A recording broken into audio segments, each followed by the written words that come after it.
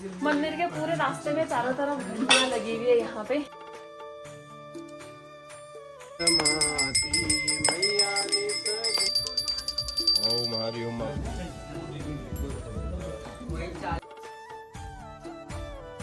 बहुत अच्छा इंट्रो दिया, गुलजू देवता मंदिर के बारे में भी बताया। और हर हर महादेव।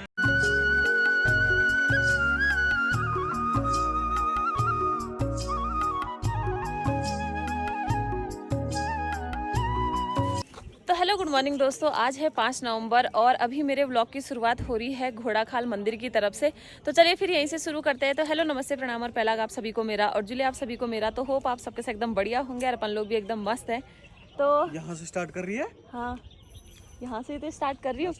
अभी हम लोग घोड़ाखाल मंदिर के ठीक नीचे पहुँच गए हैं। यहाँ से भीमताल के नज़ारे इतने मस्त लग रहे हैं ना, पूरी पहाड़ी, पीछे लेक भी दिखाई दे रही है हमको।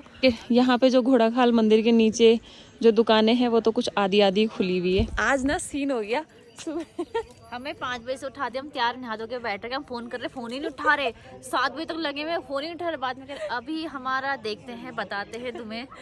तो कुछ ऐसा ही हो गया था। मैं, रोहित, संदीप, विशु, सपना, हम पांचों के पांचों आ रखे हैं यहाँ पे। माँ लोग किसी कारणवश नहीं आ पाए यहाँ पे। तो अब हम जाएंगे घोड़ाखाल मंदिर में और आज अपनी गाड़ी की पूजा कराएंगे। तो आज हम लोग घोड़ाखाल मंदिर में आ रखे हैं अपनी गाड़ी की पूजा करवाने के लिए। बहुत दिन से हम लोग इंतजार कर रहे थे कि हम लोग फटाफट से पूजा करवाएं, क्योंकि इन लोगों के भी टूर स्टार्ट होने वाले हैं। यहाँ से इन्होंने ले लिया है प्रसाद वगैरह भी।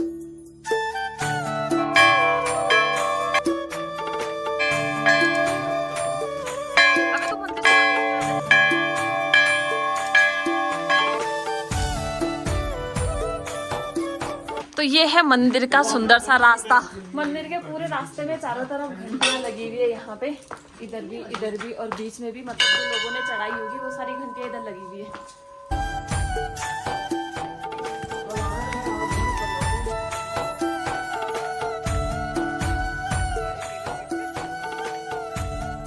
तो मैं आपको बता देती हूँ, जो घोड़ाखाल मंदिर है वो गोलजू देवता का मंदिर है, जिन्हें कि कुमाऊं का इष्ट देव कहा जाता है।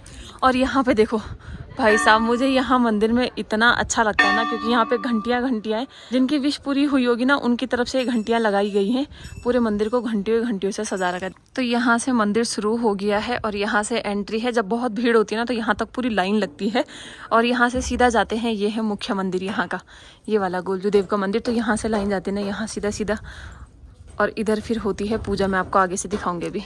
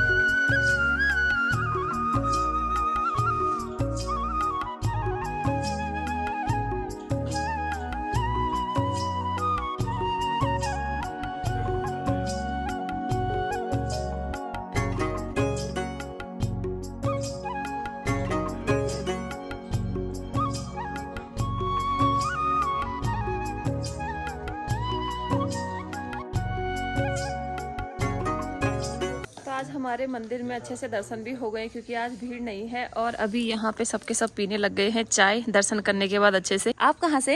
ग्वालियर से। मंदिर में आए? क्या बात है। नहीं, रहते रुद्रपुर में ही है, यहाँ पे है। ग्वालियर के ही है। अच्छा, आंटी जी बोल रही कि आज बहुत अच्छे से दर्शन हो गए हमारे, क्योंकि आज भीड़ नहीं है। आज सबको शांति से दर्शन हो गए। हाँ, मस्त दर्शन हुए आज और बिल्कुल भीड़ नहीं है। संडे के जैसा दिन है, बट जैसा हमने सोचा था भीड़ होगी, बहुत भीड़ होगी। ये अनप्लान्ड हो गया, प्लान था बट फिर अनप्लान हुआ, फिर प्लान बनाया हमने। तो अभी हम लोग पंडित जी के साथ है यहाँ पे। पहले तो प्रणाम, आपका नाम क्या है? मेरा नवीन चंद जोशी। नवीन चंद जोशी। आप हमें मंदिर के बारे में कुछ बता सकते हैं? बिल्कुल गोलू देवता महाराज की जय। आप इस समय घोड़ाखाल गोलू देवता मंदिर में विराजमान है। गोलू देवता वटुक भैरव के अवतार हैं। प्राचीन समय से ही जब हमारे पहाड़ों में लोग अनपढ़ थे, न्याय नहीं मिल पाता था, तो इनका जन्म ही न्याय के लिए। प्राचीन समय में अगर हम इनका इतिहास देखते हैं तो इन्होंने पहला न्याय ही अपनी माँ के लिए किया। जब इनका जन्म हुआ था, एक राजा के पुत्र के रूप में जन्म लिया मनुष्य योनि में, क्योंकि द्वापर में श्री कृष्ण जी ने इन्हें वरदान दिया था कि कलयुग में आप जो है उत्तर के जो है आधिपत्य देवता बनेंगे। उत्तराखंड जो है उत्तर में आया, इसलिए उत्तराखंड में इन्होंने राजा के पुत्र। अधिकतर आप इतिहास पगाल के देखिए, जितने भी देवी देवताओं का जन्म हुआ होगा राजा के पुत्र के रूप में। क्यों? राजा न्याय के लिए ही प्रसिद्ध होता है। यहाँ पर भी इन्होंने न्याय के लिए गिद्दी लगाई। आज हमारे उत्तराखंड में 3 मुख्य स्थान जो हैं, चंपावत, अल्मोड़ा और नैनीताल में घोड़ाखाल, ये 3 स्थानों में गोलू देवता मंदिर विराजमान। इन तीनों पे ही आप अपार भीड़ देखेंगे और इन घंटियों का जो चमत्कार देखेंगे शायद ही विश्व में कहीं भी नहीं। हम ये सुनते हैं, लोग बाग आते हैं कि ऐसा हमने आज तक कहीं नहीं देखा है।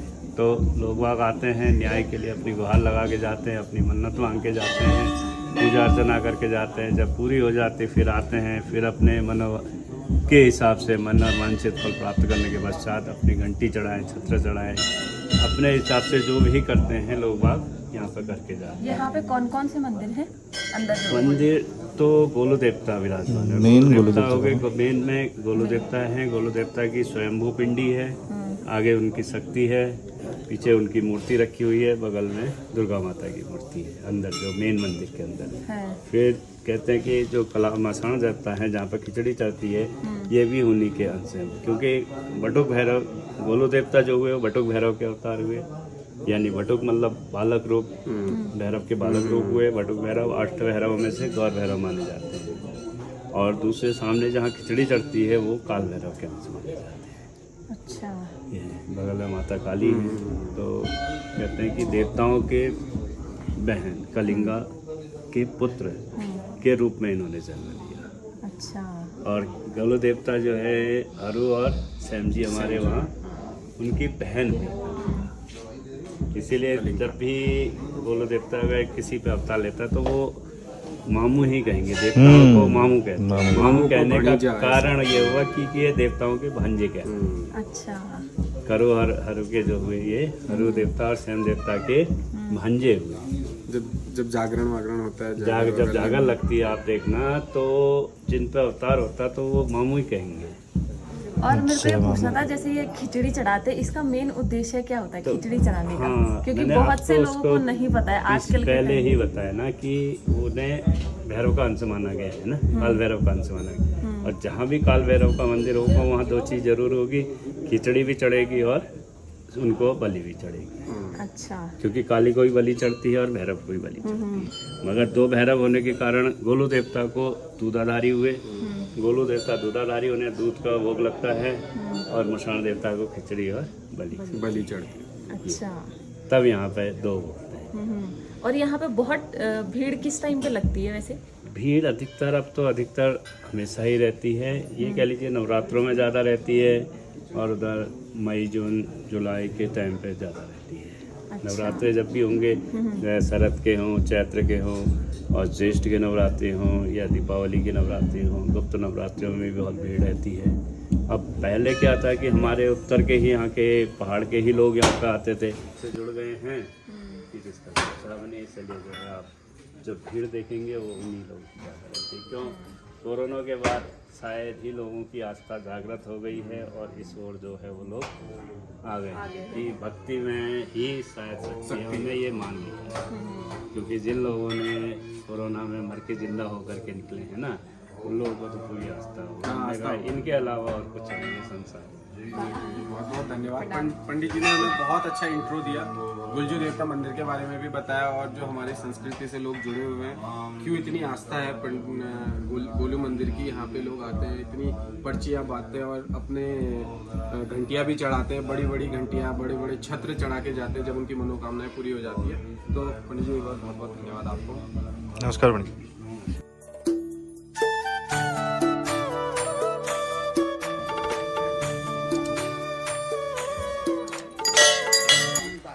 आप लोगों ने पंडित जी से कहानी भी पूरी सुन रही होगी गोलजू देव की। और अभी हम लोग आ गए हैं नीचे की तरफ को, क्योंकि अब हम जाएंगे सीधा गाड़ी में गाड़ी की पूजा करवाने के लिए। तो श्रद्धालुओं की भीड़ लगी हुई है मंदिर में।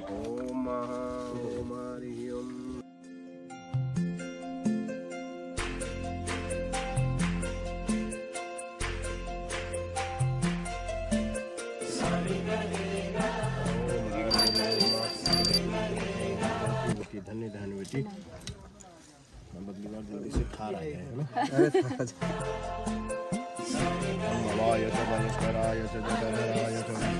तो नई गाड़ी की खुशी में खुद गाड़ी का मुंह मीठा कराने के लिए यहाँ पे पंडित जी ने मुझसे चारों टायरों में लड्डू रखवाए थे, ताकि गाड़ी का मुंह मीठा हो जाए जब ये चलेगी यहाँ पे।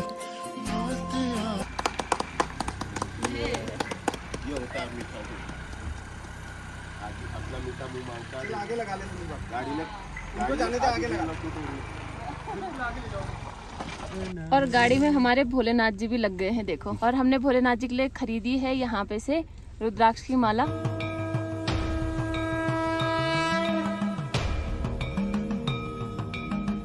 हर हर महादेव, जय गोलूदेव। तो घोड़ाखाल मंदिर में दर्शन करके हम लोग पहुँच गए हैं सीधा यहाँ पे घोड़ाखाल मंदिर के ठीक नीचे माँ का मंदिर।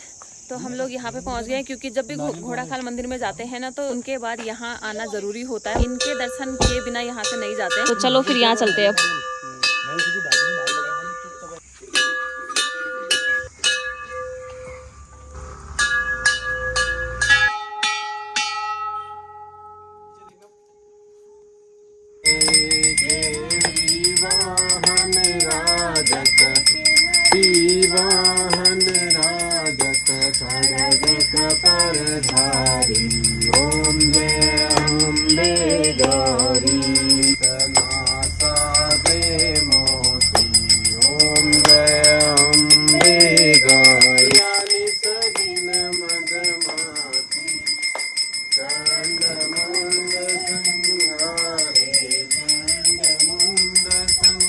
बोल अम्बे मैया की, बोल दुर्गे मैया की जय, साचे दरबार की जय।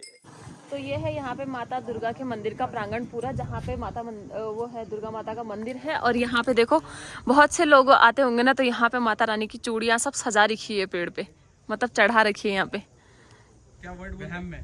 ये है मंदिर और यहाँ पे है बाबा जी की कुटिया, जिसमें बाबा जी रहते हैं। प्रणाम बाबा जी, जय हो महाराज। चाय नहीं, बस चाय पी दी। अभी चलते हैं महाराज।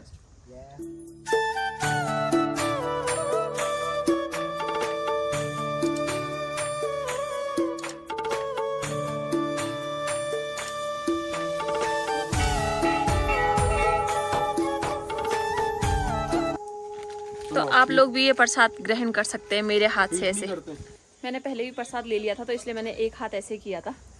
तो आपके बदले भी मैं ही खा लेती हूँ ना प्रसाद, ऐसा समझना मैंने खा लिया।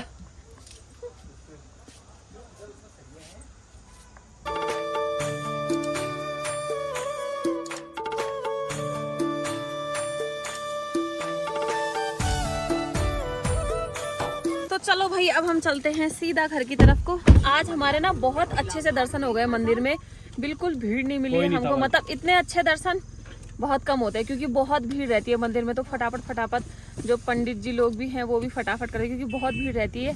जो श्रद्धालु होते हैं वो बहुत टाइम से हो गया, हाँ, बहुत फुर्सत से। तो हम लोग ना दिन में घर पहुंच गए थे, और उसके बाद हम लोगों ने खाना वाना खाया। फिर विशु लोग भी अपने घर चले गए, और अभी बज रहे शाम के 5:30। मैं हूँ अभी छत में, मेरे साथ है ये जो ये भाग रहा है यहाँ पे। नाम क्या तेरा? दिव्यांशु। ये है दिव्यांशु। दिव्यांशु आगे सनवाल। दिव्यांशु सनवाल। ये है हेमांटी का बेटा, जो हमारे यहाँ रहते हैं, जो दीदी आपने अक्सर ब्लॉग में देखी होंगी। और अभी शाम का माहौल देखना। लोग भाई 6 बजे तक हम लोग दोनों के दोनों, ये आशा है, कल हम घूमने नहीं आए थे, इसकी तबीयत थोड़ा ठीक नहीं थी, पर आज हम घूमने आ गए हैं दोनों के दोनों। आजकल 5:45 हो रही है, अभी अंधेरा हो गया है, पता है।